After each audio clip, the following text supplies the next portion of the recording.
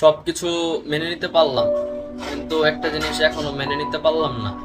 ঠিক আছে, তোমরা শেখ হাসিনারে চাও না, শেখ হাসিনার দরকার নাই, ঠিক আছে, আমিও তোমাদের সাথে একমত।